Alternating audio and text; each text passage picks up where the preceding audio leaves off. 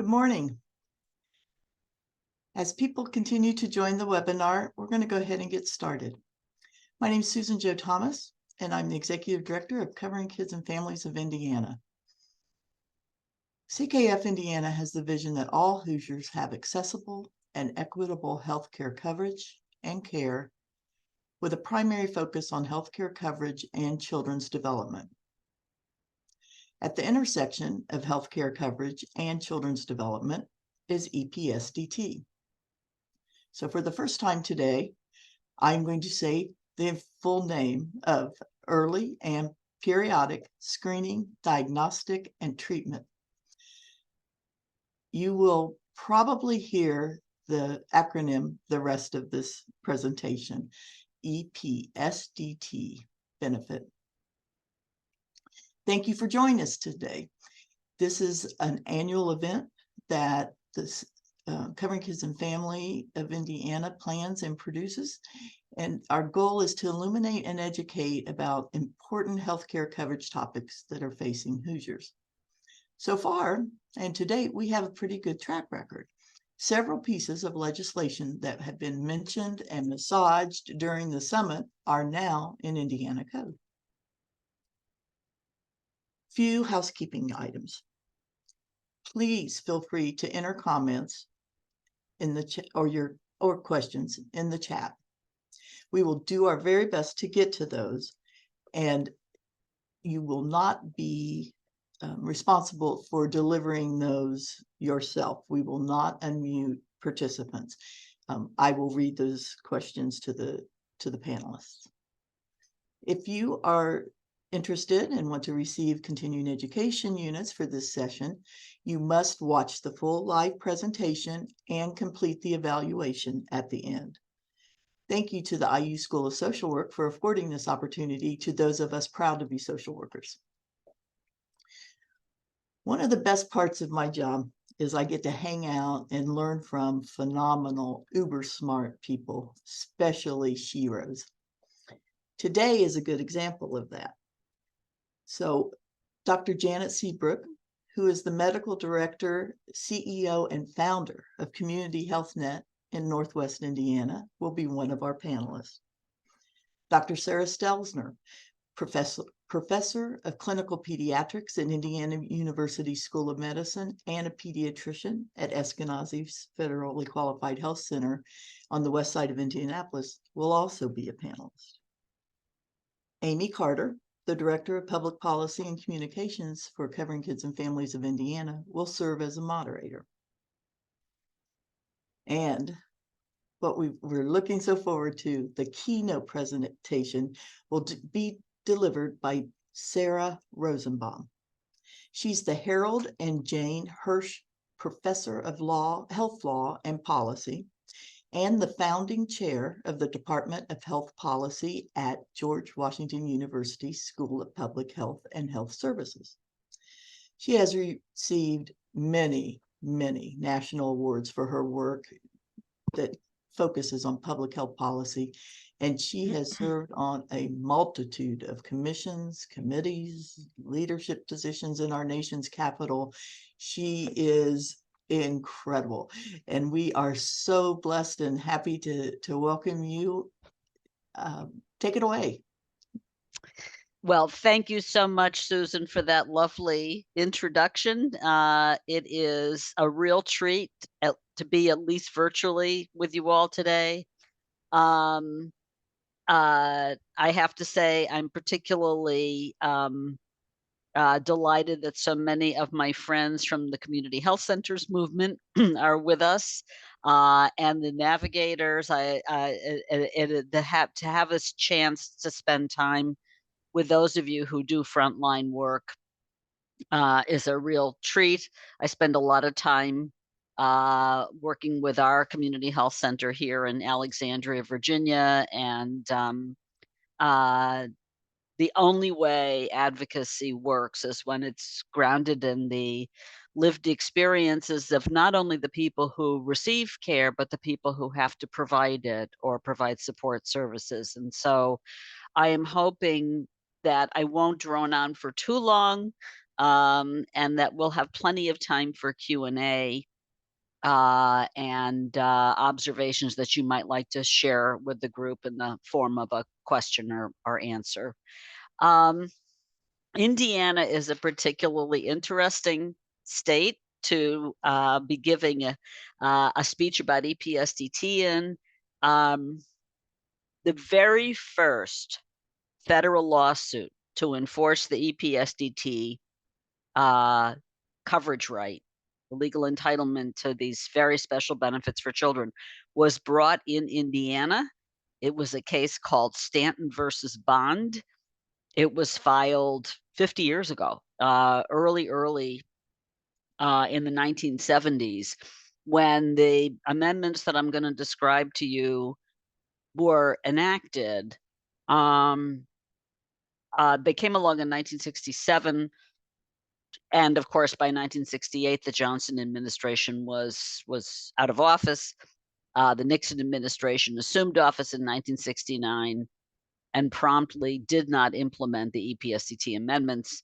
A substantial amount of federal litigation was brought, and I'll talk more about sort of the incredible advocacy work and legislative, administrative, and judicial forums to make EPSDT what it is today, as well as the extraordinary work of countless people who actually administer the program or deliver services to make this a real benefit. And it's a very challenging benefit. So all of this litigation to sort of get the initial EPSDT amendments wheels starting to turn happened. Again, the Nixon administration had no particular interest in implementing them. They were sued.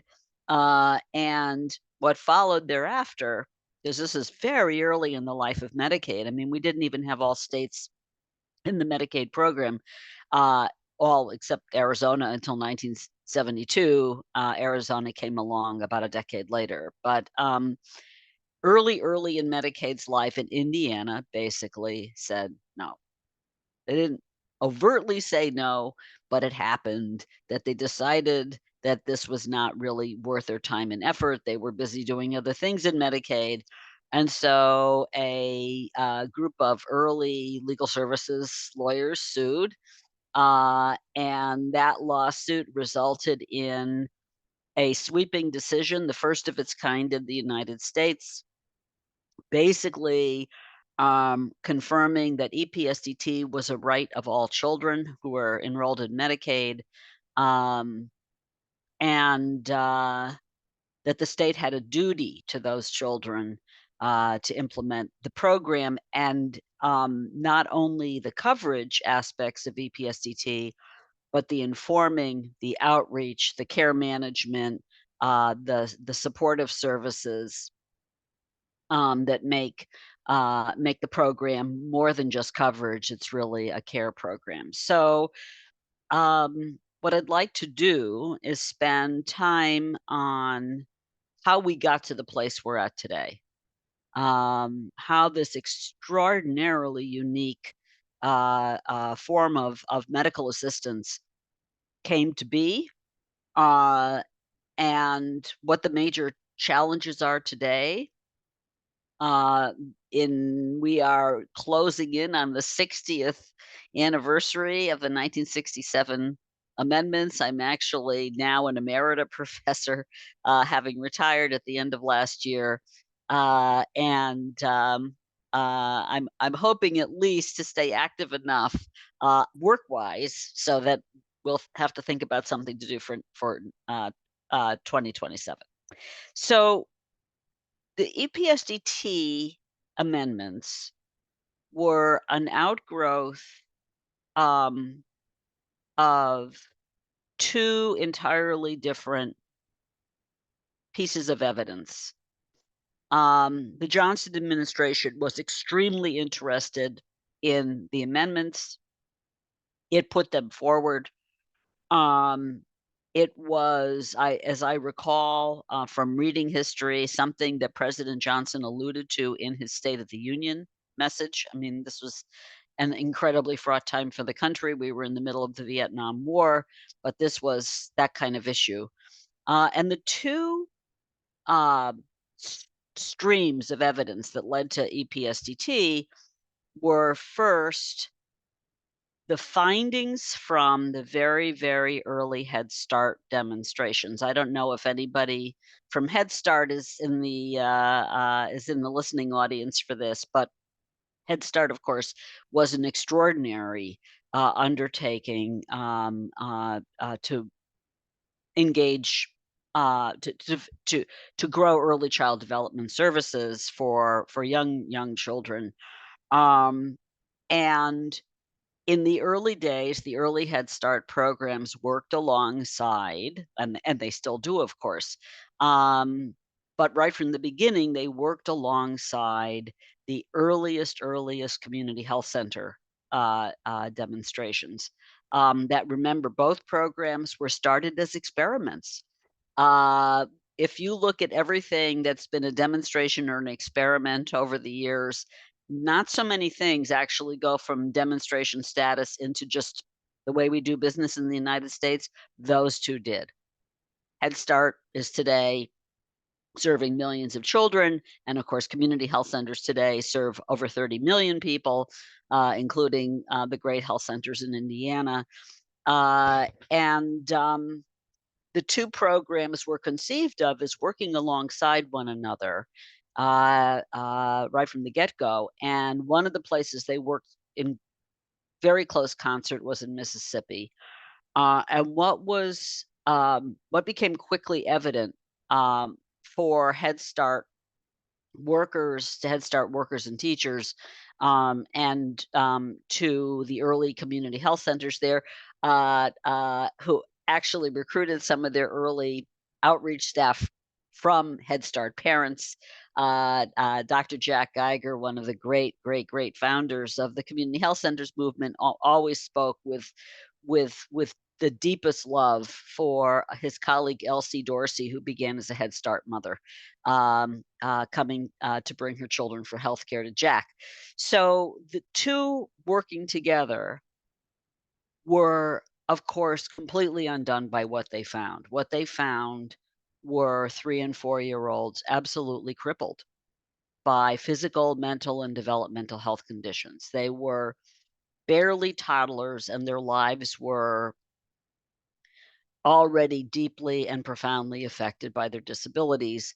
And of course, what everybody understood pretty quickly was that the disabilities were, in some cases, outright preventable.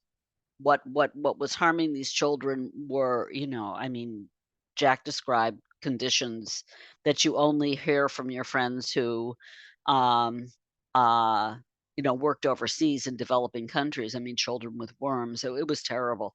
Uh, so some of the conditions were outright preventable, and a lot of them were correctable. Children who couldn't see, and of course, once the little children started, the older children also families brought the older children forward. So children who couldn't see, children whose mouths were already dental disaster areas, children who couldn't hear, children with crippling disabilities.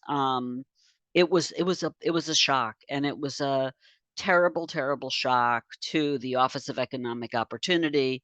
Why anybody should have been shocked, I don't know that they were shocked uh,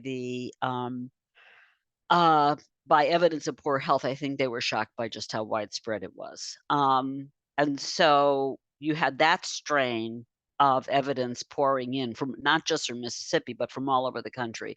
Wherever there were Head Start demonstrations and wherever there were community health centers, the impact of poverty, of extreme, unthinkable poverty on children was was abundantly clear. Um, the other strain um, was a report that has never been repeated in the United States, to the best of my knowledge, because of course we don't have a military draft. We haven't had a military draft for decades now. This report was a report done, it was called One Third of a Nation. It was a report done by the Department of Defense in 1962, examining the health status of its recruits. They wanted to know what kind of shape their draftees were in. And of course, for those of you on the call, particularly Dr. Seabrook and Dr. Stelzner, who are health services specialists, people who think about research, this was what researchers would call a natural experiment, right? You have a captive pool. Um, uh, Heavily representative, but of course disproportionately skewed low income, because that was how the draft worked.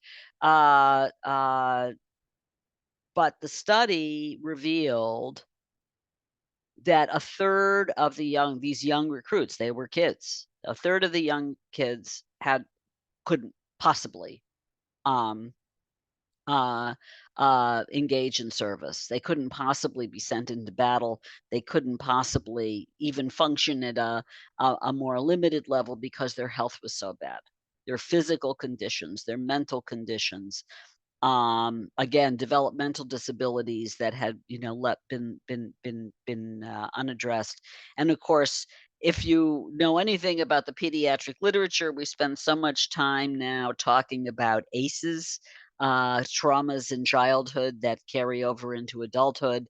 And I always was sort of a little amused at the sort of the revelatory nature of the ACEs research, because all you have to do is look at one third of a nation to understand that we had figured this one out a long time ago. That if you combine poverty with no health care and social stressors, you're going to get people who, by young adulthood, have thoroughly compromised health. So, those were the two strains that led to the 1967 amendments. And those amendments, um, very interestingly, were only passing amendments to the Medicaid program. The thrust of EPSDT was as an amendment to what was then called the Title V Crippled Children's Program. Of course, we don't call things that anymore. We refer to children with special needs. But in those days, it was called the Crippled Children's Program. And it was a command to Title V crippled children's agencies, part of the Title V system, to do something about what the administration had uncovered. And there was, in passing, sort of an "oh, by the way" amendment that says, "Oh, yes, and Medicaid will be amended to conform to EPSDT, the EPSDT amendments in Title V." Obviously, people were wise enough to figure out that Title V was a delivery system, was a case finding system, was a means of uncovering and helping children with potential or actual disabilities. It was not the financing tool. The financing tool would be in Medicaid. So Medicaid was amended to make reference to EPSDT. And the big amendment was to the Title V Maternal and Child Health Programs, Crippled Children's Program, and it's worth thinking about the actual words of the amendment. States were told, with respect to the portion of the plan relating to services for crippled children, for early identification of children in need of health care and services, and for health care and treatment needed to correct or ameliorate defects or chronic conditions discovered thereby, through provision of such periodic screening and diagnostic services and such treatment, care, and other measures to correct or ameliorate defects or chronic conditions. That was the actual statutory command. Medicaid was amended to pay for the services, but the important thing about the original statute is that it was an action statute. It was a command to state maternal and child health programs to get out there and do something. Find these children, get them into care, and then, of course, Medicaid would pay. So from the beginning, Medicaid, it was the one place in the Medicaid program from the beginning where it was understood that the Medicaid agencies were not simply an insurer. We think of Medicaid as insurance, which of course it is, but they were to be full-blown partners of what the Title V agencies were doing.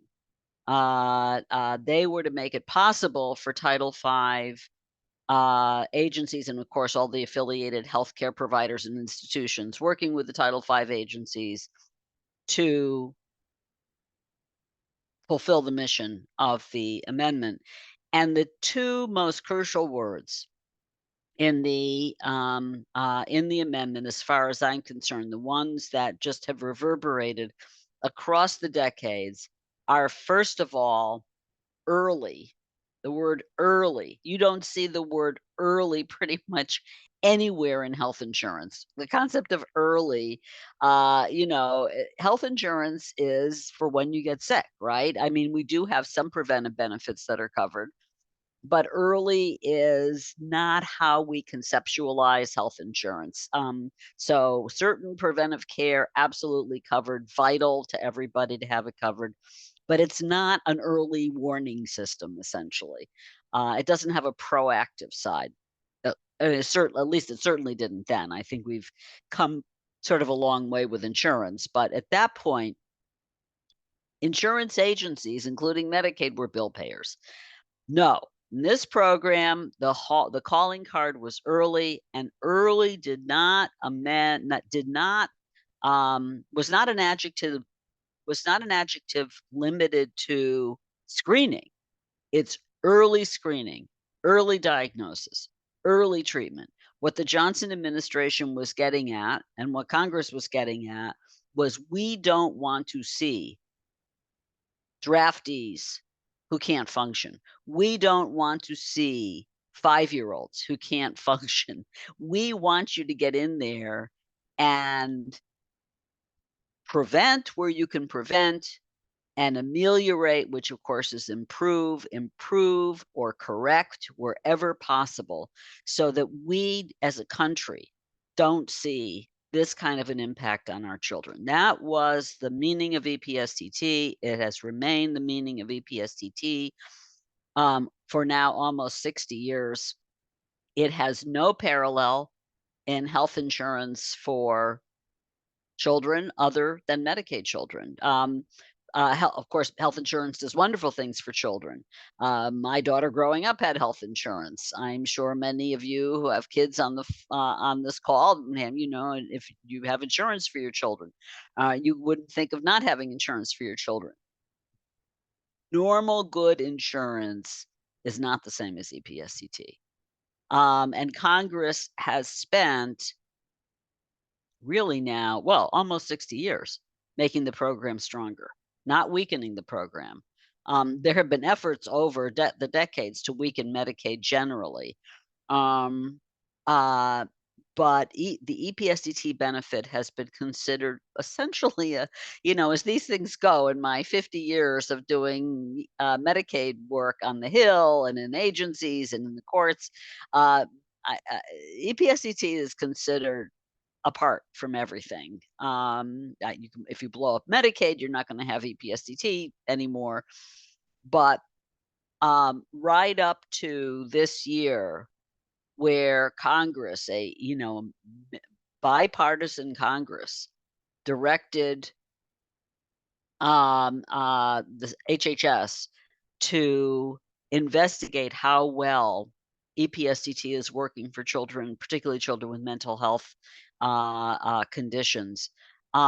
Congress is zero focused on this benefit. So if you look at the history of efforts to strengthen EPSDT, there were, of course, and continue to be actually a substantial amount of litigation over the benefit, because it's such a powerful benefit. Particularly after the 1989 amendments that I will describe, that has been a focus of advocacy judicial advocacy over the decades for children with very serious disabilities who need far more care than the norm. Um, Huge amount of regulatory work, certainly in every state. At the federal level, the first big regulatory milestone um, was actually there was a 1972 separate amendment to EPSCT. I should note because it's very important for this audience. Literally instructing states, this time the state welfare agencies, to do EPSCT outreach. By 72, it was clear that the number of children getting these benefits was way below what it ought to be. And so Congress again amended the Medicaid statute and commanded state welfare agencies to start doing outreach to let families know about these services. In 1981, originally that amendment was interestingly was to the cash welfare program to aid to the families with dependent children, which of course in those days helped millions of children. By 1981, Congress added this mandatory outreach to Medicaid itself. Okay, so Medicaid agencies now, as of 1981, and of course to this day, have a duty to make sure families absolutely understand this benefit, what it covers for them, what they can get, how to get it, et cetera, et cetera. Beginning with this lawsuit I mentioned at the very beginning to force the Nixon administration to implement the program, um, uh, the regulatory advocacy has been nonstop. And there were two issues driving all of this advocacy. One was to make clear that this is not "Let's Be Nice to Children Day." This is a legal entitlement in children. They have a right to this coverage. They have a right to this extraordinary coverage. And the second major line of advocacy, again, in Congress, in legislatures, in agencies, in the courts, has been to clarify the full scope. Any medical assistance needed to correct or ameliorate a condition, even if it's not covered for adults. And even if it's covered for adults, but there are across the board limits, like you only get 3 of something, in any given month, doesn't apply to children. So getting that clarified, that we are talking about medically necessary care to correct or ameliorate, getting in there with the care early, early, early, and clearing out all barriers to care, and actually undertaking the care. In 1979, by regulation, interestingly, the Carter administration, for the first time, explicitly made vision, dental, and hearing services mandatory Medicaid services. They felt they could do this by rule. They didn't need to go back to Congress, and they did. And nobody ever, I'm sure today somebody would have sued to stop it, but then nobody did. This was seen as an essential first step to clarify the scope of the legal entitlement. The big amendments, though, in Congress came in 1989. And in 1989, Congress essentially 20 years after the enactment of the original EPSCT amendments, Congress reimagined its handiwork from 20 years before to make absolutely explicit what was sort of implicit in the words, but never really spoken clearly enough. And so a package of EPSCT amendments was enacted, again, on a bipartisan basis. That package included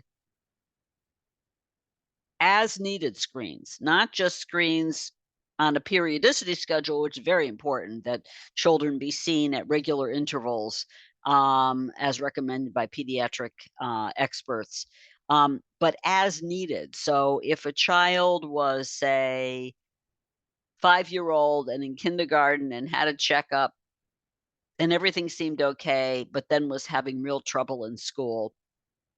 Um, uh, and it turned out actually, and somebody began to suspect that the child's health had something to do with the problems the child was running into in school. At that point, the family would have the absolute right to get a full EPSDT assessment, um, to get, if they hadn't already gotten it, or I mean, if they needed it again, vision, uh, dental and hearing exam. I can remember as a child, I'm sure many of you have probably had the same experience. Um, the teachers missed the fact until I was 9 that I was blind as a bat. And I was literally, I can remember walking up to the blackboard from my desk to read what was on the blackboard because I couldn't see anything. And the teacher finally, I think, sent a note home to my parents, one teacher in 4th grade. And so, you might want to have her vision checked. And of course, it turned out I needed glasses. Um, but so often issues arise with children in schools, in childcare, uh, uh, uh, you know, in the normal course of life that you don't see during a regularly scheduled checkup. So the as needed screen, everything, a screening exam, diagnostic and treatment services. Um, Spelling out in the statute what is meant by a screen. It was always kind of in the rules, but it was not so clear. Congress put it right into the federal Medicaid statute. It's health history, of course, unclothed physical exam. There's a great story behind why it seems to say the obvious. Unclothed physical exam. Who wouldn't unclothe the child? Well, it turns out that this was way, way back in time. The director of Mississippi's Medicaid EPSCT program at that point, so I'm talking 40 years ago, told me the Reagan administration wanted to make some modifications in the EPSCT rules, and uh, they wanted to strike the word unclothed physical exam and just say physical exam. Why would you do that? But they wanted to do that. They were looking for words to excise. And this woman, who subsequently became a friend, said to me, I fought to keep unclothed in the rule because, and this tells you a lot, in Mississippi at the turn of by the late 70s, she still had physicians who would not touch black children. They might examine them, they might see them, but they wouldn't take their clothes off.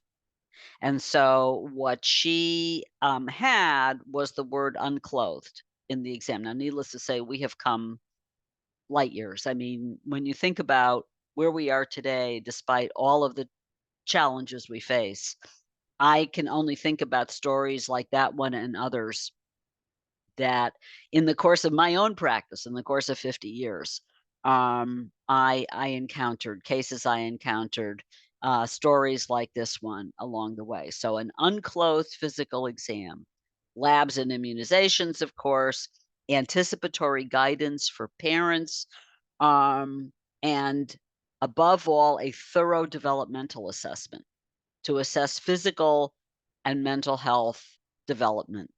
Um, then, of course, all federally recognized medical assistance to assure medically necessary care, and full congressional recognition of the importance of the word early and ameliorate, making clear that in Medicaid, the care must be early. The standard is ameliorate or correct. You don't have to be able to cure. You don't have to be able to have full corrections. If it improves a child's condition, keeps a condition from getting worse, that's all ameliorating. And these are standards that some states apply to adults, but by no means all. It's a more limited benefit. So that's the basic program. That's the basic thing when we talk about EPSDT, that's how we got there. That's what it is all about. It's taken us, it took decades, to get to a point where the benefit was the benefit we know today. To this day, members of Congress constantly call me wanting to know if there's anything they need to do to amend the statute to make it better. And my answer is do not touch the statute. It is a really good statute. Don't change any words. But Congress, as I noted, has commissioned a major study to find out how well EPSDT, in fact, is working, whether the benefits are getting to the children who need them. If I had to, I'm just gonna, spend a few minutes and then turn it back over for reactions and discussion, by the panelists and then questions from the audience. If I had to identify the big challenges, the program is a program of immense opportunity because you can fund as a state with full federal funding, you can fund um, almost any preventive, remedial, or remedial care a child needs. If you look at the categories of medical assistance, they're so broad that there is really it's very hard pressed to think of a type of healthcare intervention, um, including care management, including care coordination, um, including in rare circumstances. It's not typical, but you can do certain kinds of social interventions through Medicaid, such as modifying a home for a child with a disability. Um, but um, even so, the challenges are huge. The flexibility is enormous. The challenges are huge. The first challenge, quite frankly, it's a good challenge, but it's a challenge, is that in the United States in 2023, over half of all children get Medicaid. I mean, it's astounding. This is the not over half of all poor children, over half of children. Of course, that tells you that children are pretty low income. As a group, and what we originally conceived of as a program or as a benefit intervention that would reach probably a quarter of children. The intertwining of Medicaid and childhood now is so huge, um, that the numbers are astounding. So we have this huge child population, and of course, I say child, but I am a great believer, that we need to spend exponentially more time on adolescents than we do. Uh, um, so we have this huge population of children and adolescents who need, of course, comprehensive preventive care, but many of them need um, all kinds of services, particularly as they grow psychosocial and emotional services. Um, and our workforce and our access points, our ability to finance a strong pediatric system, the sort of the cornerstones of the system are the people who provide the care. It just has not grown with that, and one of the reasons it's not grown with it, of course, is because in where you are this dependent on Medicaid, um, unless you are affiliated as a provider with a rural health clinic or a community health center, which is entitled to the federally qualified health center payment rules, um, the payments tend to be quite low. And this puts a huge strain on healthcare practices. Clinics affiliated with the disproportionate share hospital similarly may be able to get additional funding through DISH or graduate medical education or other payments. But it's you can't get away from the fact that the basic Medicaid payment rate in many states is so low, particularly, eye care, dental care, not just pediatric medical care, but all kinds of care is too low.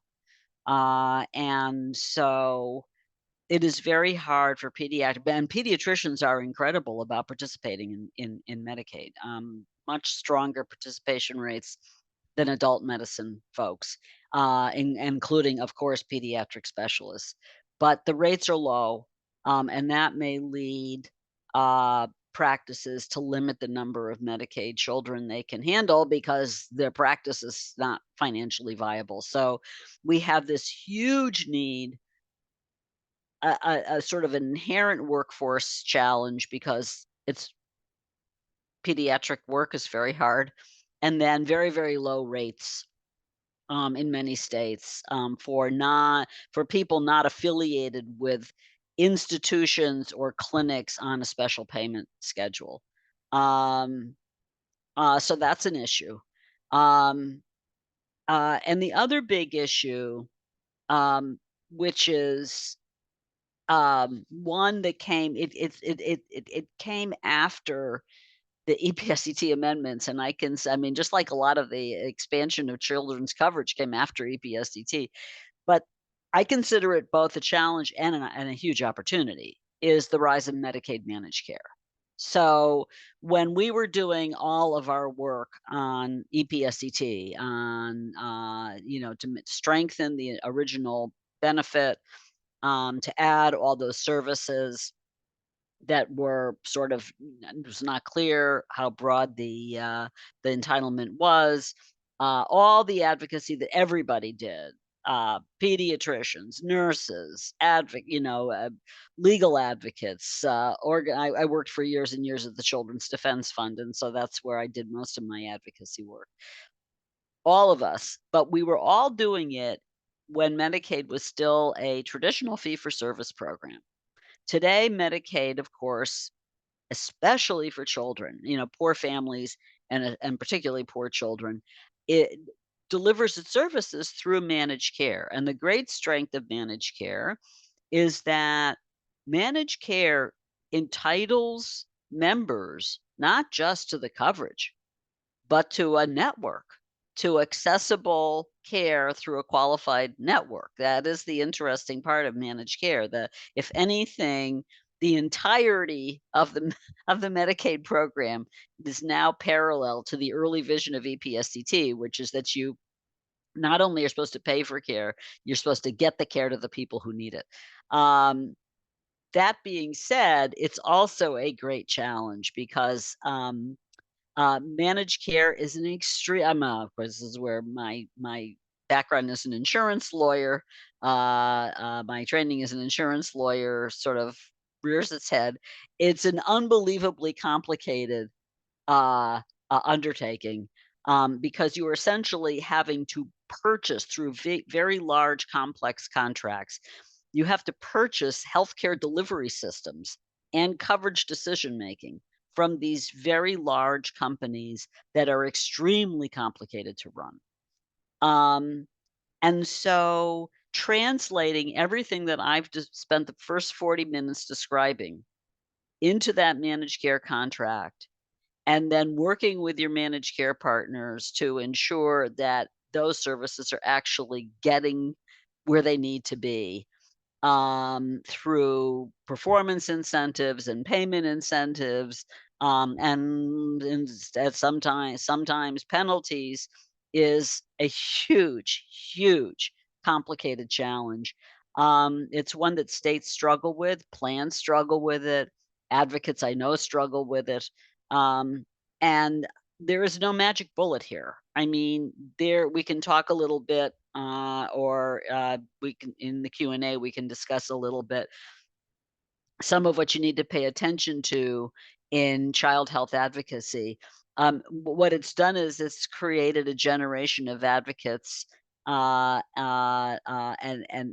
experts who've had to learn how to read a managed care contract, to be able to understand and to read the provider manuals and to read the member manuals, and handbooks, to understand what all of these documents say and try and figure out whether all of those documents taken together are fulfilling what I spent the first 40 minutes describing.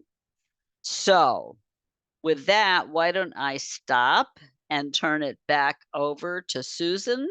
And of course, we have wonderful panelists joining at this point.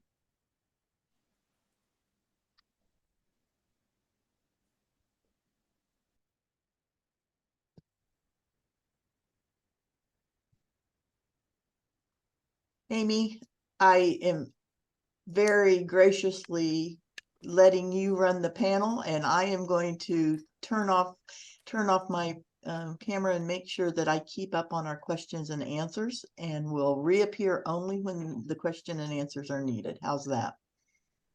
Sounds great. Okay, so hi everyone. I'm Amy Carter. I am the new-ish Director of Public Policy and Communications here at Covering Kids and Families of Indiana. And I came from the anti-poverty world. So I was in community action and am very familiar with Head Start, love that shout out, and the war on poverty, but I did not know a thing about EPSDT. So it has been a ride, not just memorizing what the acronym stands for, but learning about this life-changing program. The potential for good is very exciting. So I'm just delighted to talk to these professionals more about EPSDT. I just want to remind everyone that there is a Q&A button down at the bottom, so enter questions there and we will do our best to get to those.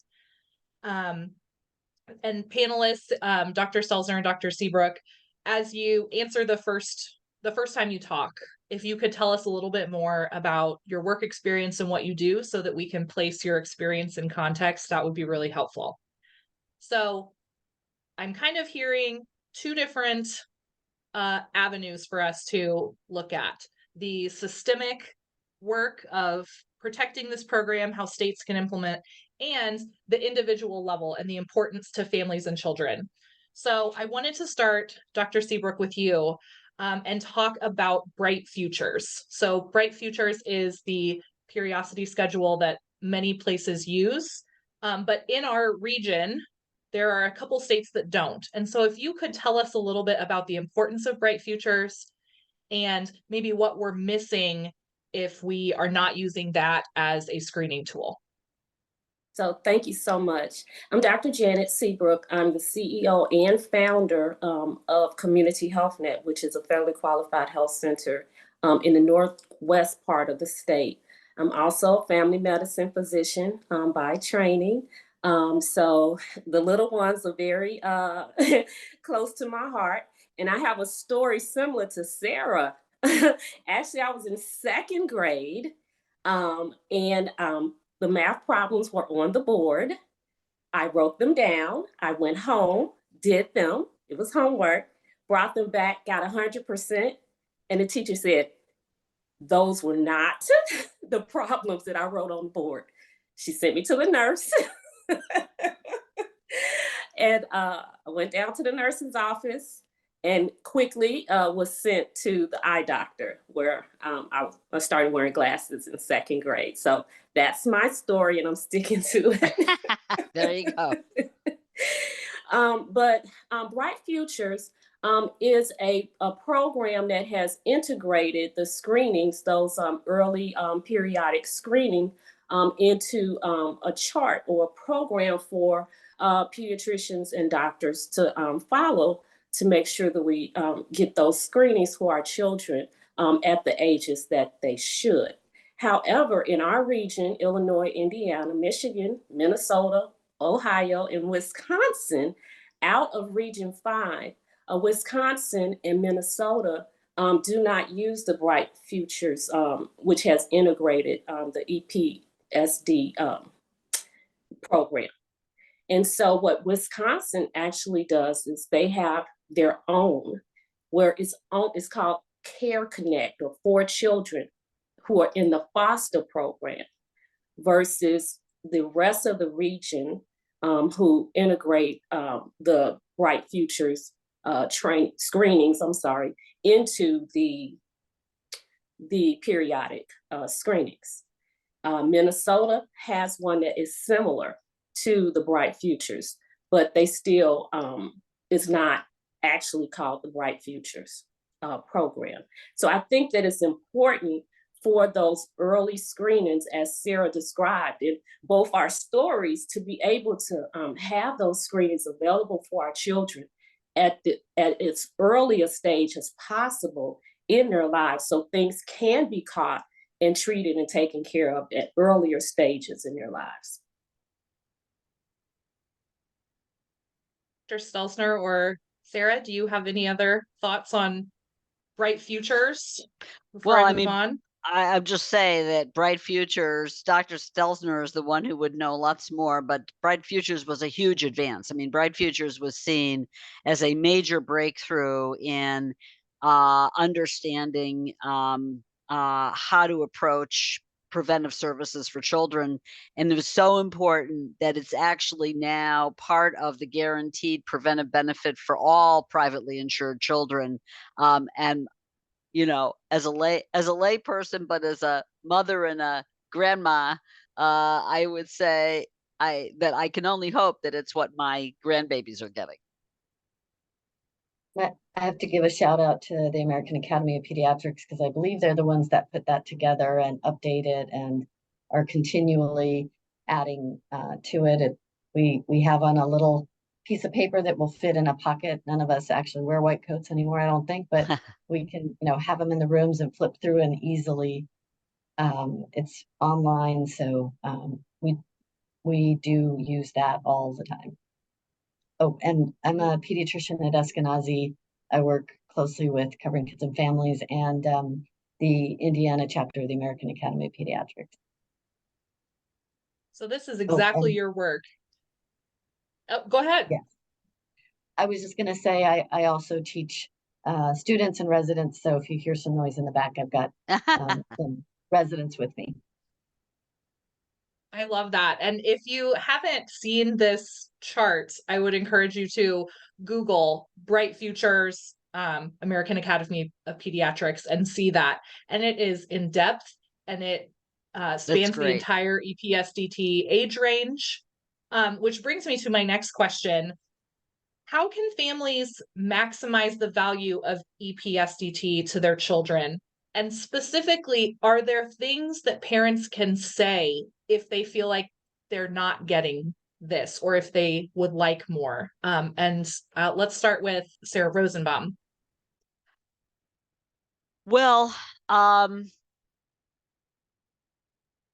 think the first thing for the parents to internalize is that this is it's just a core part of what it means for their children to have Medicaid, that they are guaranteed all these benefits and services. And oftentimes the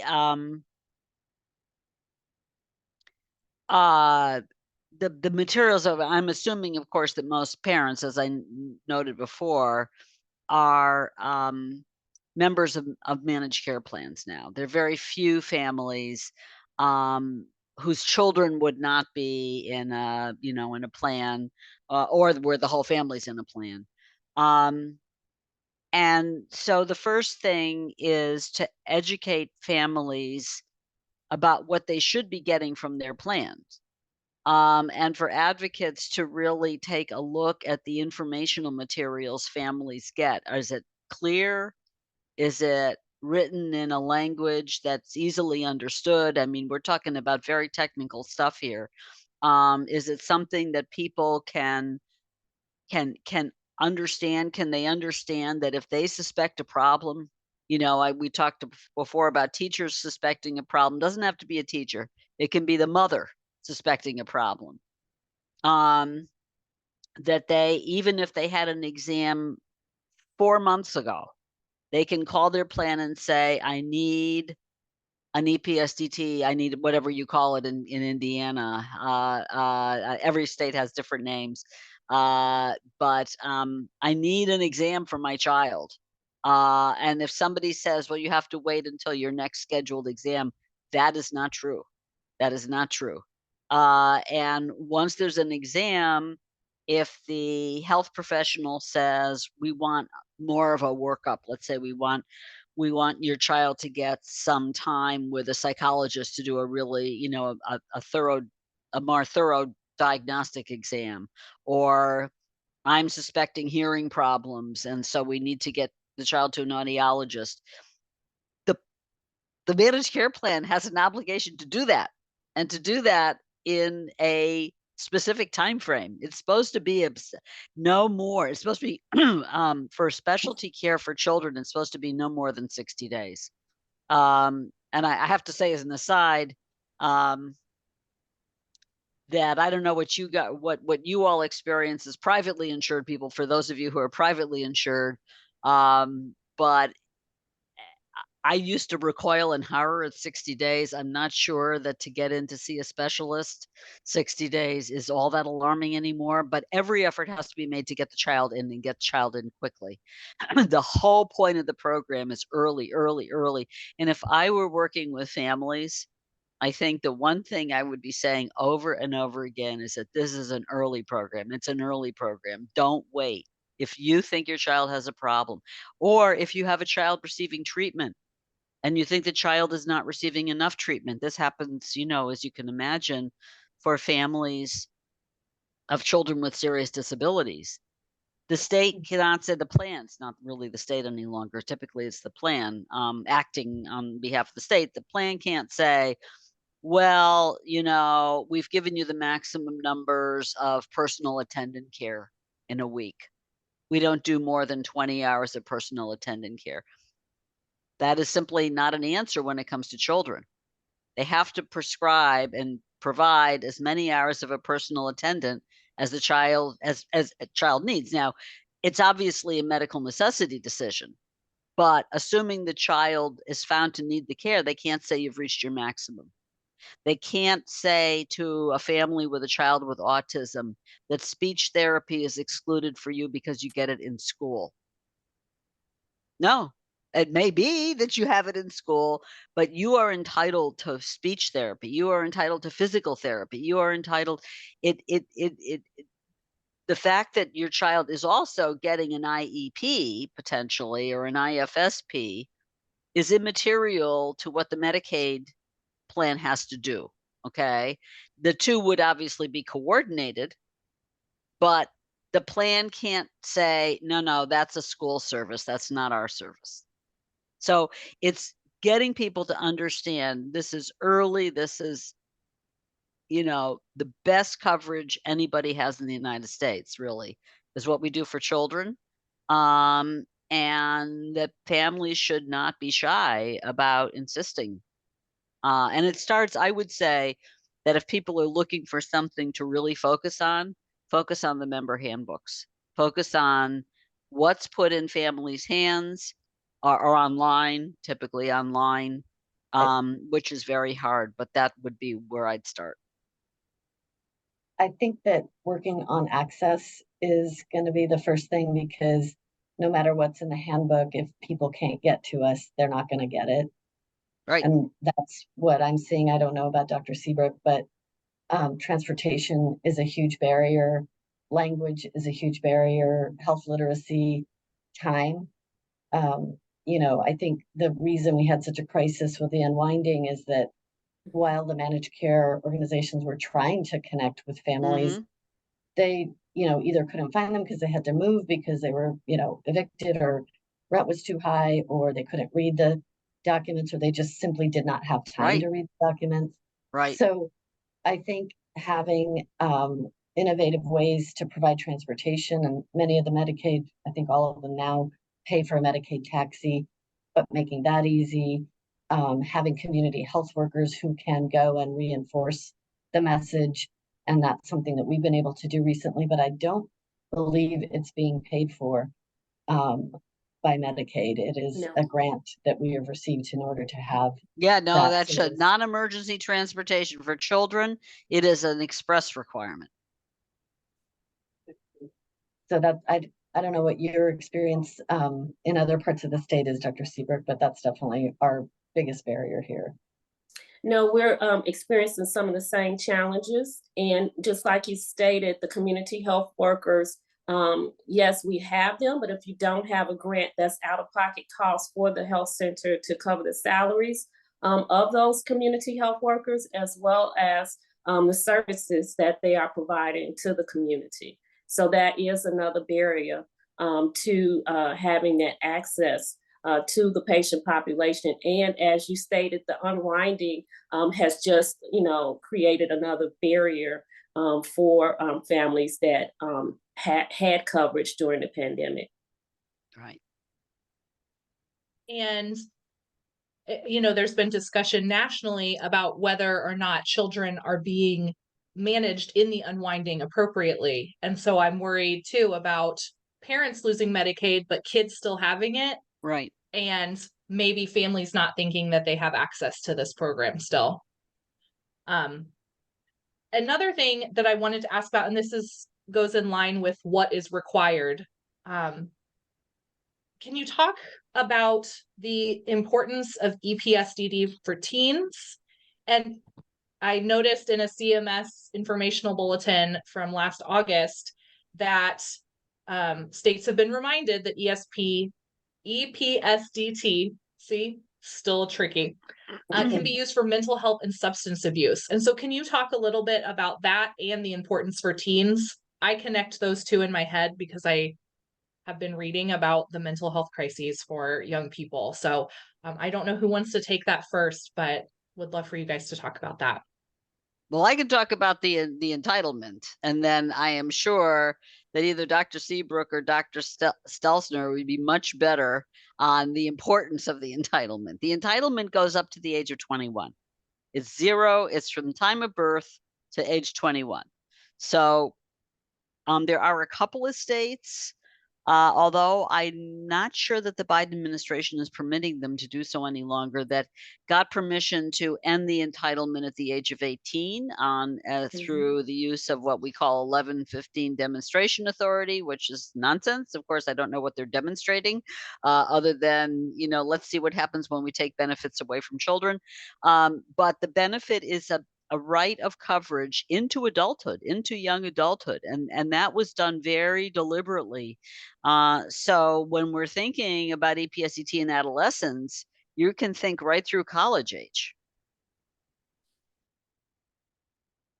And the coverage for mental health is huge. I mean, it's what used to be referred to, I always hated it as behavioral. It's not behavioral. It's addiction, mental illness. Those are all understood to be diagnoses that would be covered through the EPSDT benefit, regardless of what's done for adults. Yeah, Dr. Stelzner, I saw you came off mute. Did you seen this in your practice or have to comment? My residents and I are shaking our heads every day. We like clap our hands and get very happy when we have a young person who we screen for anxiety and depression that doesn't have signs of that.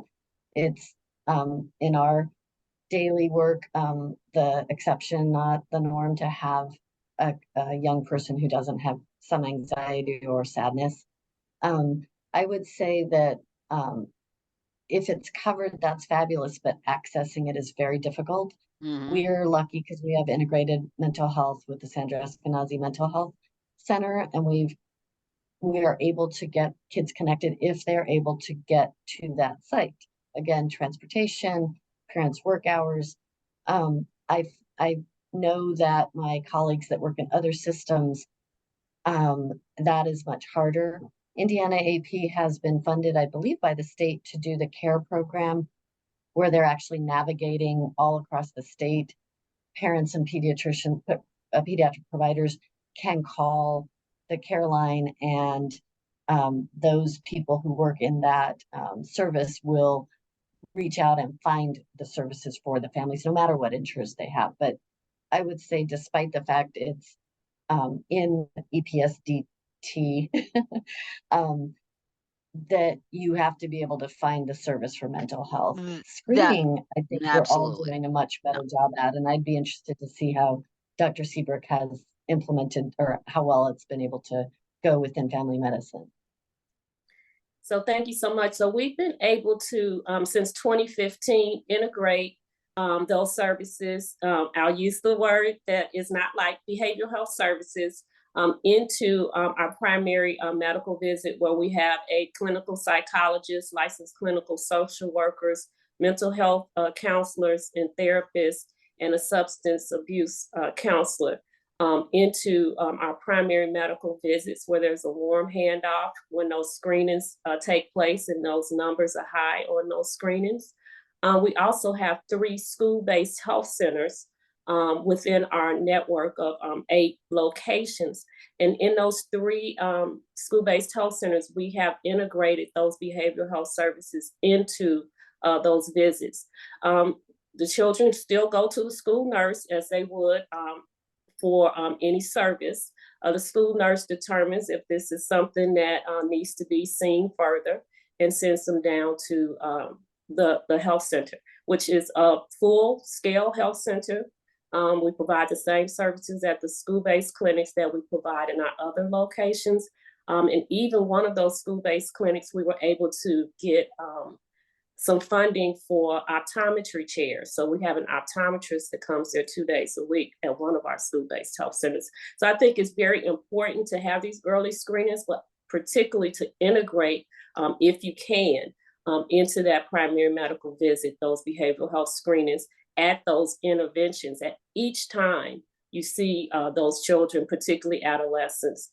Since we've come through this pandemic, those numbers have really increased, and children are really having just, it's kind of devastating, the things that the children have witnessed throughout the pandemic.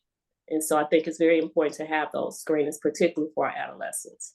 And what we're seeing now is younger children, as young as 6 years old, are suffering with mental health challenges and crises. So again, I can't say it anymore how important it is to have these screenings available to our children and adolescents.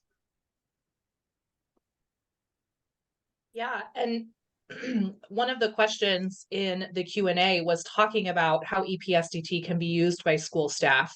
And so Dr. Seabrook, I think you gave us a good model of partnering and having this health clinic in the schools, if schools are able to do that, and really integrating it into that system. Can I ask Dr. Seabrook a question? And it may Absolutely. be true for Dr. Stelzner too. So I assume, of course, that the health center is part of several managed care networks, because that's how your families are covered. And same would be true for your clinic, Dr. Stelzner. And I'm wondering whether how the relationship between the plan and the member and you all work around coverage. And by that, I mean, particularly, I would assume that you both run into children who really need pretty intensive services.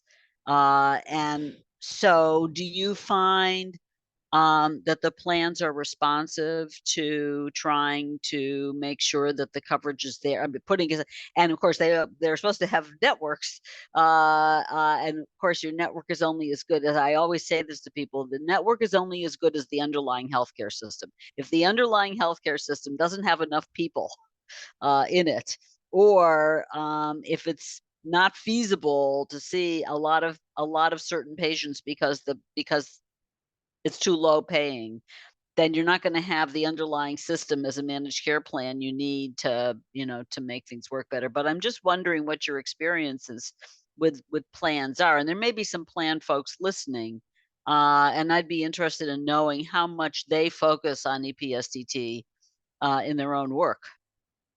So the reason why I'm smiling, because our first school-based health center started in 2008. And the champion for that was one of our MCEs. They started in 2007. with the school district, speaking to that school district, making presentations about That's the great. values of school-based health center care. So we have had very few challenges because, like I said, this was supported wholeheartedly by one of the larger MCEs in That's the state. super. Have the other Um, plans picked up on that? They did. Mhm. And we participate in all 5. I think there are 5 state MCOs right now. And I Wow, also wanted to share that in the state of Indiana, 80% of the children are covered by an MCO, sure. and the other 20% are fee for service. I would say I've never had a problem with EPSDT services being covered. As far as I know, I've never Mm-hmm. had that happen. Occasionally, certain devices or DME, durable medical equipment for kids with special needs. And actually, a shout out to one of the MCOs, MHS, which is Managed Health Services, I believe. They have started reaching out to me for my really complicated kids to ask if I would care conference with them. Well, it turns out I already care conference as a part of what Eskenazi offers their primary care What's physician. care conferencing? Well, for us, we are given a couple hours a month, depending on your how often you work. You might even Mhm. get 4 hours a month to sit with a social worker, your the medical assistant and nurse that work with you. And we are also connected with Indiana Family to Family through a contract with them. And we talk about our patients that have really complex either medical or social needs. And we can reach out to schools, we can talk with specialists, we can figure out what sort of services they need. And we've been doing that in a vacuum without any of the MCE input. And that I think is the difficulty, however many years these entities have been in existence, they have never reached out to us. Wow. None of their care coordinators have ever, I don't know if you have that, have ever, connected with us to work together with these families. So I think that's the other thing is Yeah. the families get all these messages and they'll come to us and say, somebody called me and said that blah, blah, blah. And it's usually something that would be helpful, not something that is being denied, but I don't have any idea who that's coming from or who I can connect with or how to work together. So that's my other beef with the siloed nature of our system. The coverage is great, but it's still very siloed. But so this care conferencing option, so we've been inviting the care manager from MHS to our, the time that we have available. So it's That's been really, great. that's been fabulous. No, I guess we have to give another shout out to MHS because they were the ones that encouraged the school district to have a school-based health center. So they've been in this game for a long time and really pushing this school-based healthcare and services, behavioral health services being readily available for those children at the point of service at the school. Are there other things that the managed care entities or the state could do to help with creating or implementing performance standards that incorporate EPSTT? Or anything else that managed care could do to help partner with you as you're implementing this program? I think they do a good job with quality indicators. And as far as I understand it, it's all very layered and above my pay grade in terms of when we get an incentive or when we don't. I hear about when I don't do it well enough for sure. But I would say connecting as MHS has to promote integrated services, direct communication of their care coordinators with the primary care providers, not just at the system level, would be amazing because if you coordinate care, the families are going to get double instead of just sort of, nitpicked to do certain things without any context of how to get it done. No, I definitely agree that is something that definitely needs to be done to make it appear to be less bumpy, so to speak, or chaotic when you're attempting to get those services. And care coordination is definitely, something that is needed. That would help to put kind of smooth the rough edges for patients and their families as they're trying to navigate their way through these specialty services and care. Currently, Medicaid does not pay for care conferencing. I believe Medicare does, and so right now we're piloting that payment. And there's also a chronic care management. It's interesting. It And- actually sounds like an EPSET case management benefit.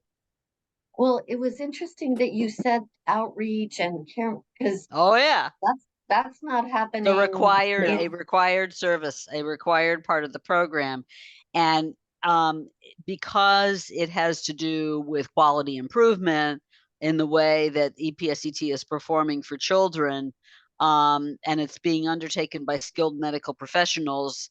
If it's there's two kinds of care management. There's clinical care management, where you are literally, it's part of the care that a family is getting. The other kind is administrative care management, and if you build it that way, if the state built it that way to the federal government, it would be paid 75 cents on the dollar, because it's skilled medical professionals essentially getting together to discuss better coordination across clinical and health related programs, it sounds like. And so it's an issue to take up with the state, because it's not even the normal 50-50 match for Medicaid administration. It's an enhanced match to encourage states to do exactly what you describe as doing. If Dr. Seabrook, is the same thing. If all health centers got together quarterly with your specialty referral providers and wanted to do a series of sessions around how care coordination is working, not as part of the clinical care to the family, but among yourselves and what needs to be done, and bringing in the managed care medical directors. That's a care management administration fee. It's a 75% match rate. It's certainly more than feasible. And would community health workers as outreach also come under that? When you are bringing everybody together to talk about, I mean, if I'm understanding this thing, it's like having case teams that talk through the management of cases, not only among themselves in relation to a single patient, what does Johnny need, but they're talking amongst themselves about how well the system is functioning, where the problems are, where work is needed. This kind of referral is working, these kinds of referrals are not. We're really missing this service. We seem to get better. I mean, all the things that you would do in clinical improvements. And it's something that, quite frankly, the medical director for the Medicaid agency should be part of, because that would tell the medical director where the interaction with the plans is important and with the providers is important. And it's clearly part of the medical director's job, but for the care management teams that meet however they're going to meet, it would be a fully reimbursable Medicaid activity paid for by the federal government at 75%. So this is not like administrators or people that actually make decisions about system level. It's, the primary care provider with my immediate team. Yep, Does that's that fine. still- If what you are doing, though, is it's not in the context of, I mean, there are times when teams get together around a particular case. I'm talking about something bigger than that. I'm talking about and then it's a totally reimbursable service. Then it's medical assistance as part of the EPSET benefit, is care management. Okay, that time is captured as part of the medical care for the child. I'm also talking about the kind of care management service that's called administrative case management, where everybody is meeting across service sectors with the medical director of the Medicaid agency and the medical directors of the plans to talk about what the issues are in managing care for children. that would be a quality related function of the Medicaid program, scheduling and, you know, holding these kinds of periodic meetings, and for the providers and the case teams who are part of that, it would be, you know, you would get a day rate probably for doing it, and they'd figure out a rate, and whatever they paid, 75% of that would come from the federal government.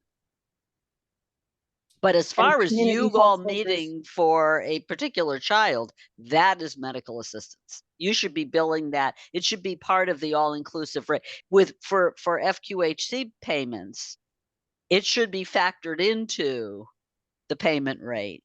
And I don't want to spend the next 45 minutes on how the FQHC Right. payment system works, but I mean, for any clinical system, that activity for children is totally part of clinical care. And I guess what I'm getting at with the community health workers, you had mentioned a couple of times, which is something I wasn't aware of, that outreach is. You mean their time, their actual time with families? Not part of your, not having discussions with you all, but oh, Yeah. sure, that's a preventive benefit. I mean, that's how it should be written. What the state Medicaid agency ought to be doing is developing. It would fall under the classification of preventive benefit. That's where I would put it if I were running a Medicaid agency. You know, Medicaid has these benefit categories. So what you're describing is a preventive. It could be an other remedial care, okay? And then the Medicaid agency would have to work with, I assume in Indiana, this is not a licensed issue. Community health workers are, they don't hold a license or certification, or do they? It's an informal thing. So what I would probably insist on as the Medicaid agency is that they be affiliated with a larger entity, meaning a community health center. They're employees of the community health center, or they're employees of your clinic. So they're not independent practitioners, okay? But their time as community health workers, under certain circumstances, can be billed and paid for. And those circumstances are: the worker is working with children, the worker is a member of a care team located at a children's hospital, a community health center, a rural health clinic, the various kinds of entities that would be the ones, or in certain circumstances, I mean, you could develop it, certain pediatric practices that have certain attributes.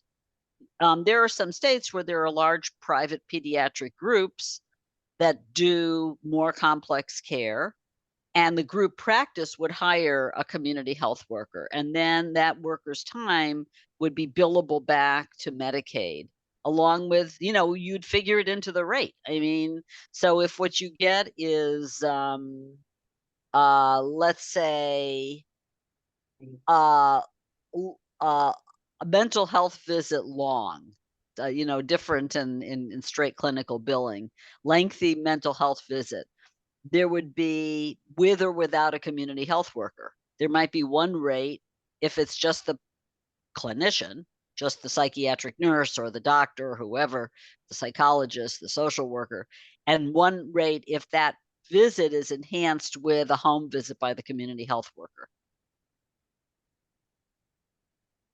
I mean, that's what I mean by Medicaid being so utterly flexible in terms of how you can shape the program when it comes to children. You can do it for adults too, but with children, it's super easy because everything's required.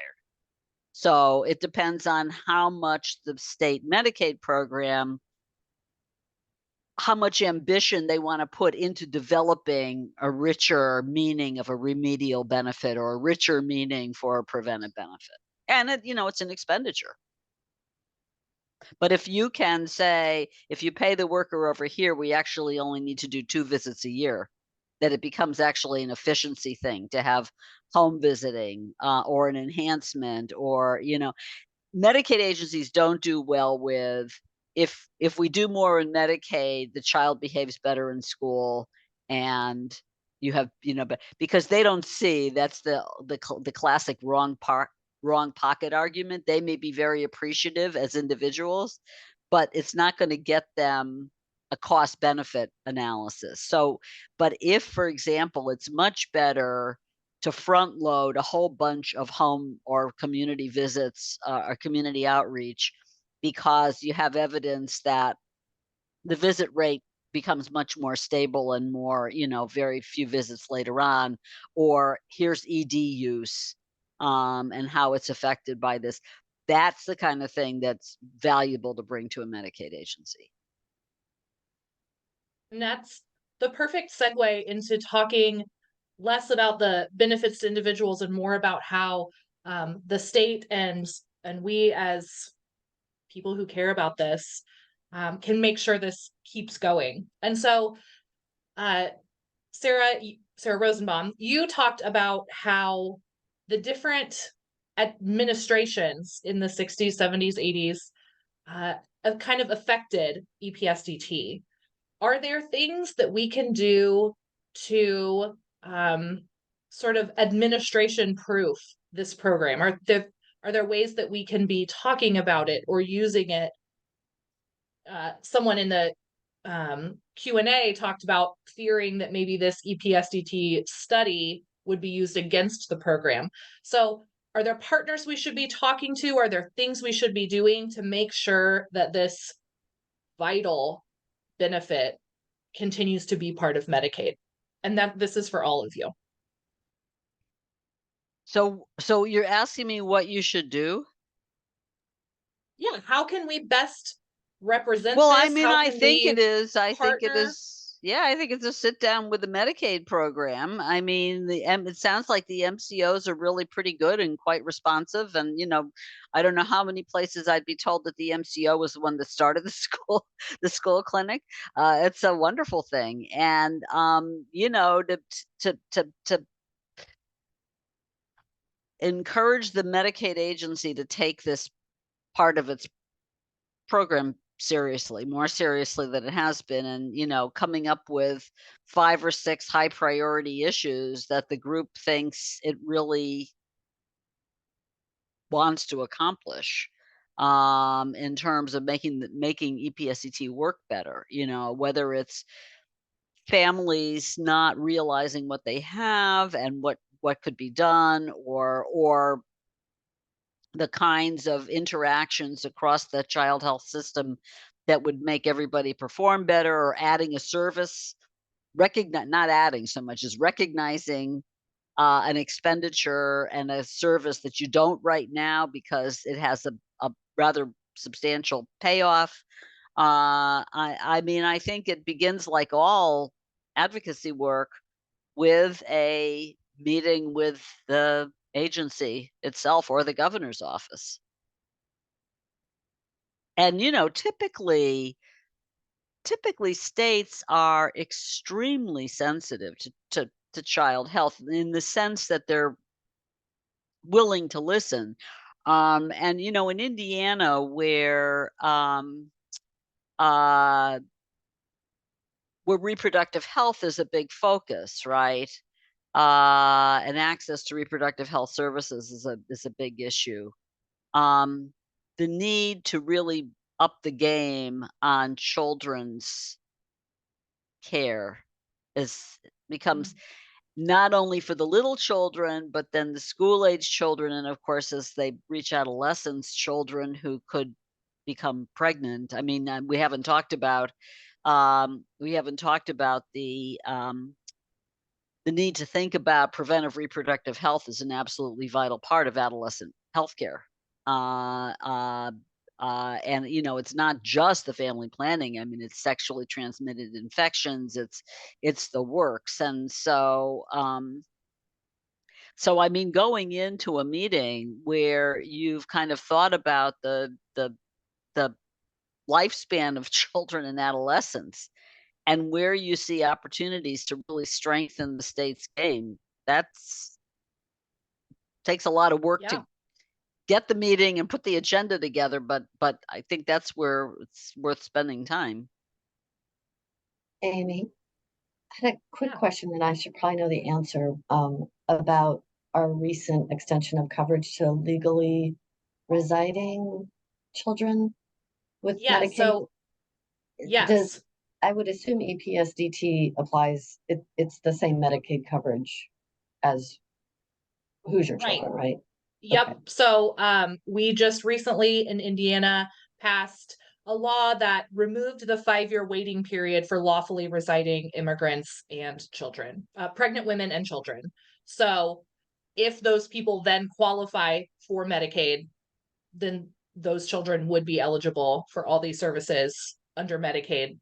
They just don't have to wait the 5 years to get them, which, if we're talking about an early screening program, those 5 years are crucial. So as it relates to this, that is a big win for us. And Dr. Stelzner and Dr. Seabrook, I am curious about some stories that we could tell to show the benefit of EPSDT. Have you seen, I know you talked about your own lives, like getting glasses, but have you seen kids get diagnosed early and treatment that made a difference? Can you give us a little bit of that real life, here's how this program works, stories?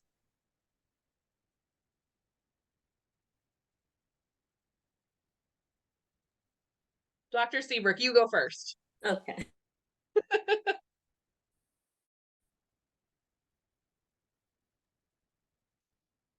I'm having trouble hearing you. Can others hear? No. Dr. Seabrook, we can't hear you anymore. You may not be able to hear us either. Oh, I'm sorry. There you go. I'm Can you sorry. start over now? We can hear you yeah, again. begin I'm again. sorry. I was just saying that we recently, one of our pediatricians that is employed by Community Health Net recently began participating in a study. This is the studies including children with autism. So bringing in screenings like this, such as the EPSD screenings such as this, I got tongue tied for a minute, are going to be very crucial and important in participating in this research. And so I was just going to ask Dr. Sarah if she had any, of those same things that she could report on that these screenings have helped as well. I'm sure you have more stories than I do. Oh, Well, stories. Oh, I'm sorry. You doctor said good because I was gonna say I don't have any stories about I think patients. every day we have been really good about doing developmental screening and autism screening, and we've most recently started doing socio-emotional developmental screening through the SWIC. We used to use the ASQ that didn't have, you'd have to purchase a separate tool for that. So now we just use the SWIC and it has all of that in it. And so every day we are talking to families about not only when we find something that they might need a referral to occupational, speech, physical, first steps, Head Start, developmental preschool, all those different levels, but you're also kind of strengthening them, right? You're saying, these are all the things that you're doing well. And I think our Dr. Sarah without an H was mentioning that the ACEs. And another thing I love the American Academy of Pediatrics for is now they're focusing not so much on ACEs, but prevention. How do we mitigate any ACEs? Because we know everybody who is coming through our doors probably has one or two or more.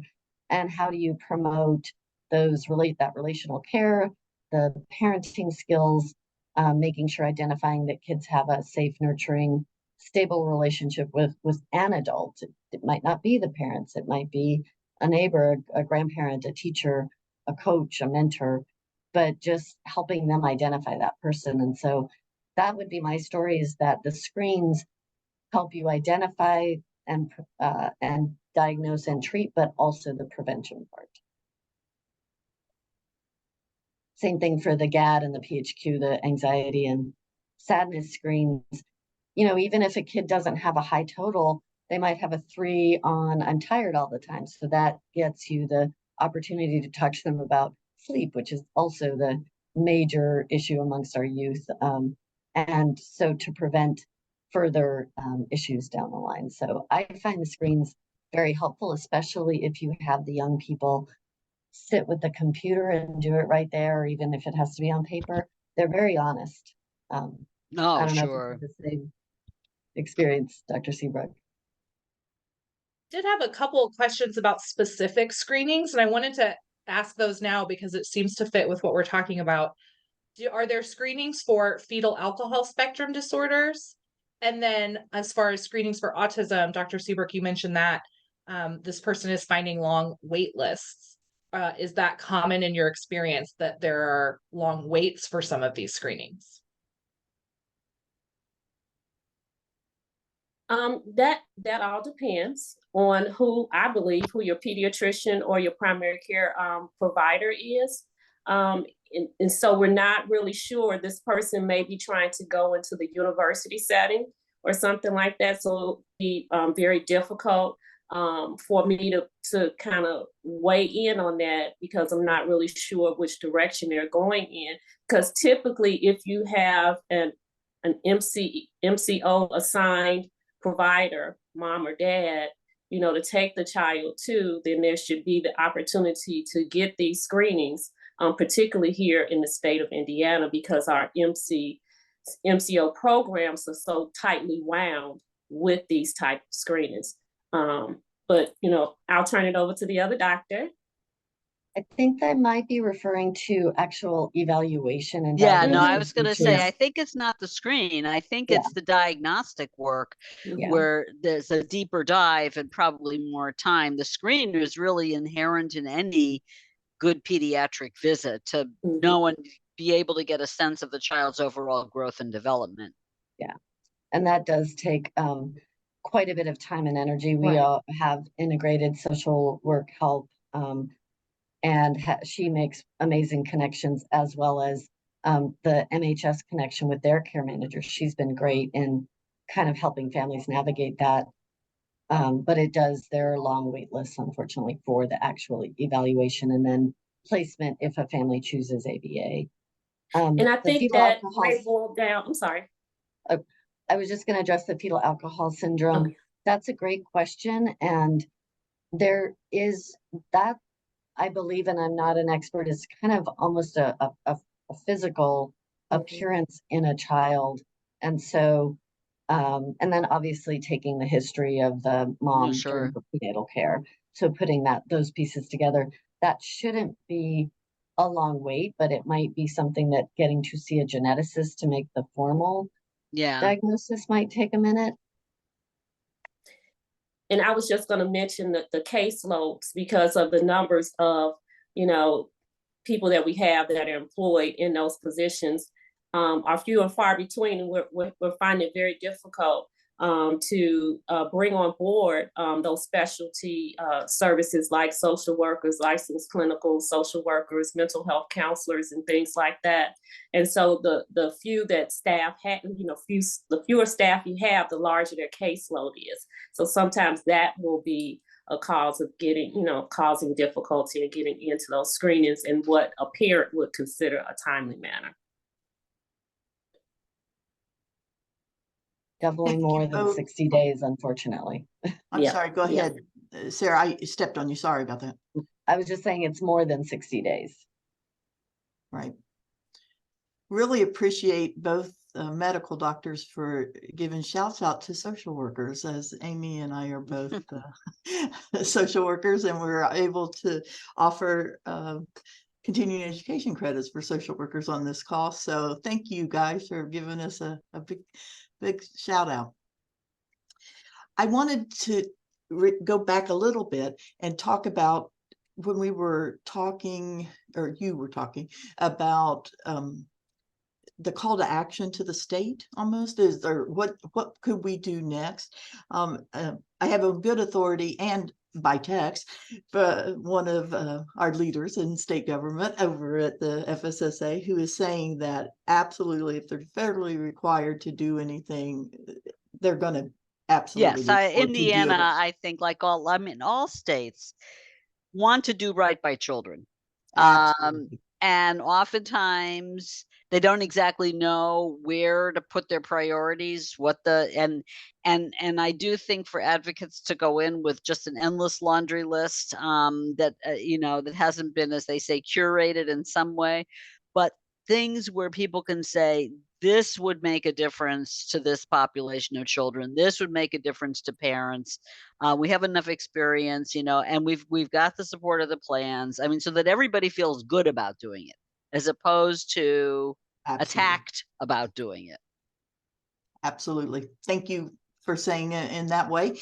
And I want us as advocates for children and those who cherish children in the state to own the responsibility to get the awareness out too, Mhm. because all of these are extreme. I mean, we've already talked about these are extremely important in a child's development, and that I understand there's long waiting lists, but how do we fix problems that we don't know about, right? So it's like, if we can only get folks into these screenings, find what is necessary for their treatment, and make sure that the entire community, reflecting on probably a 100,000-year-old process of saying that it takes the whole village to raise the kid, but we definitely all should be knowledgeable, to not at the level Sure.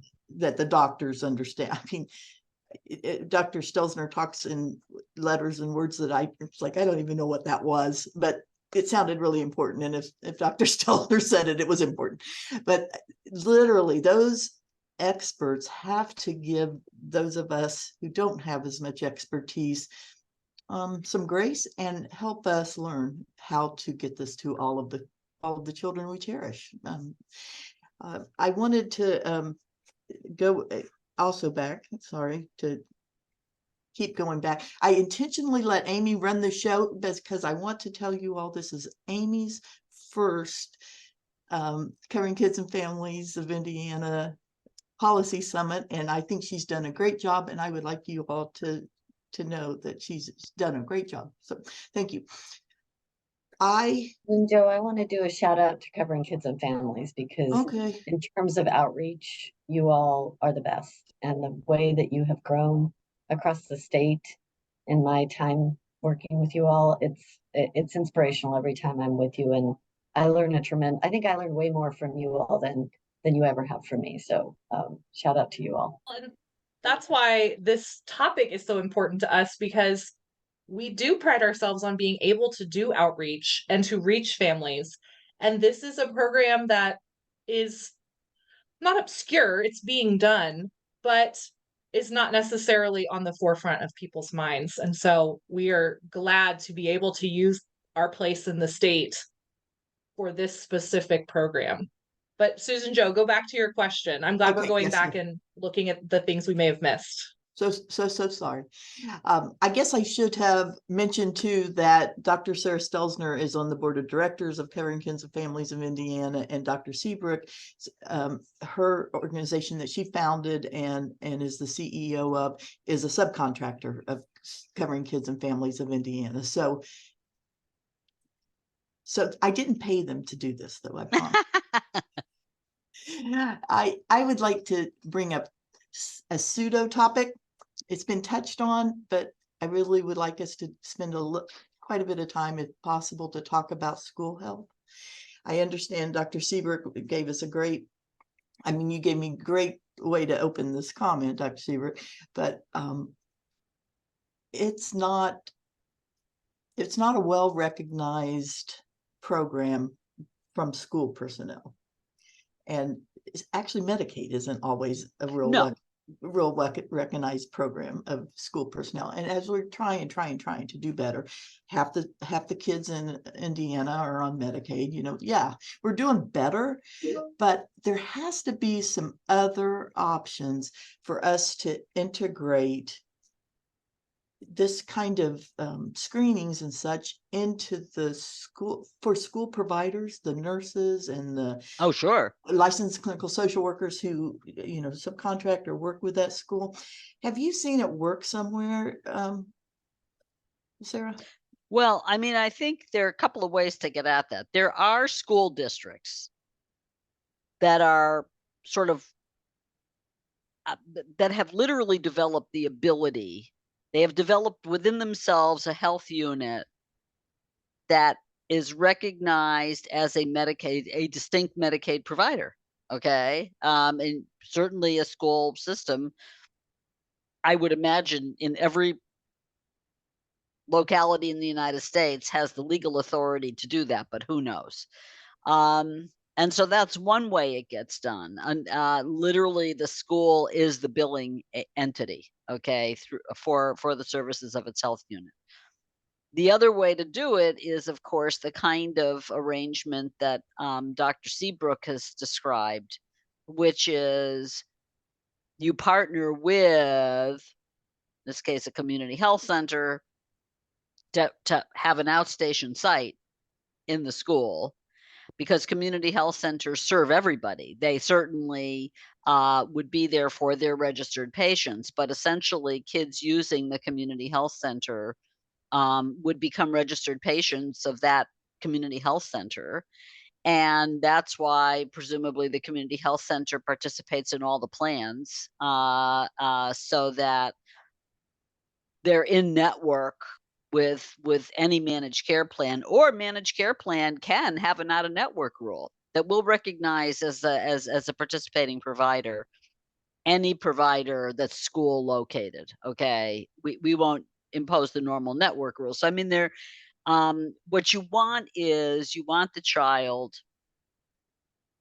provider serving the child to be hooked in enough, not just to be able to bill Medicaid, but to be hooked in to the child's overall care, so that information can be exchanged, so the referral can be made, because the school clinic typically is going to offer some advanced services, but mostly they're going to handle primary care needs and then connect children to specialty services. So it helps when I mean, if I were having to do this myself today, I would look for the nearest, whether it's a children's hospital, they are another example of outstation providers, or a safety net hospital that runs a clinics in the schools, or a community health center. And rather than trying to make my own billable entity and having to manage healthcare and relationships with MCOs and all that,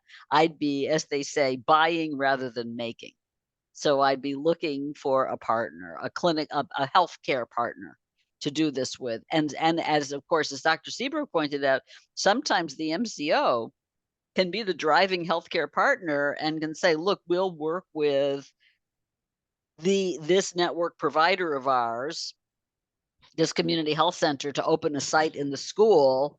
And we're happy if the health center sees, it's not going to be a service just for our members. I think MCOs understand they can't do that. That if they're going to sponsor a clinic in the school, it's going to be there for all plans members. And I'm going to ask a question about what you just said. So that means that if a school has staff that is licensed, and they don't have to be part of a network necessarily, but they could bill for those services that were provided in the school. Is that what you're? Well, certainly the school can be the billing entity. There are school systems where the school is literally the billing entity. Its nurses work for the school system. They're Right. employees of the school system. It is a school health service in the sense that the school furnishes it. But Right. I think the more common approach today is for the nurses actually to be outstationed employees of other clinical entities, or under contract. It could be nurse employees, okay, who then are affiliated with a community health center for purposes of the schools. In other words, the corporate arrangement, the contractual arrangements can vary, but ultimately, and which one works best depends on lots of things. Right. But in the end, your point is, and it's exactly correct, that Medicaid, absolutely. In fact, CMS has entire guides on covering school health services. Right. Okay. Right. So any number of ways to set up the delivery system and then to hook it into managed care and the state Medicaid program. Understood. And in Indiana, we have all those variations that you just spoke of. Right. And as you know, Covering Kids and Families interested in childhood development, and one of the really cool things that we get to do is convene every summer 700 of our best friends from across the state to talk about school health. And Good. we are the driving organization between the Indiana School Yeah, Health and so you Board. see all the So, variation. yeah, I just wanted to make sure that EPSDT services would still qualify under. Well, you know, the thing about EPSDT, we've spent all this time talking about EPSDT. The point of the 1989 amendments and the decoupling of the services from the periodic screens, that was the purpose of as needed screening. You can get a checkup whenever you need it, and all these services are covered, was exactly to cause EPSDT to stop being this artificial thing in people's mind. The way to think about EPSDT is it's the pediatric component of Medicaid. And don't worry about EPSDT, because everything children under 21 get from a lawyer's point of view is EPSDT, but from a practical point of view, it's just pediatric care, pediatric child and adolescent medicine, because you can get the periodic exams are covered, as needed services are covered, all the specialty care is covered. It's just covered. It's just the under 21 program and the 21 and older program. Thank you. Isn't it always ironic when we spend 2 hours on a topic and then it can all be summed up by that final Right. word? It's like, don't worry about EPSDT, even though No, it's, you have to understand it. You need to understand it, because this is what, from a policy perspective, drives the benefit. But from your day-to-day life, it's how can we make healthcare for kids better in Indiana? which is a perfect way to segue to the end here. I want to give first, Dr. Seabrook, do you have any parting comments or anything that you would like to add that we didn't get a chance to ask you? Well, I'd like to say to you, Susan Joe, thank you so much for the invitation and participating and serving on this panel.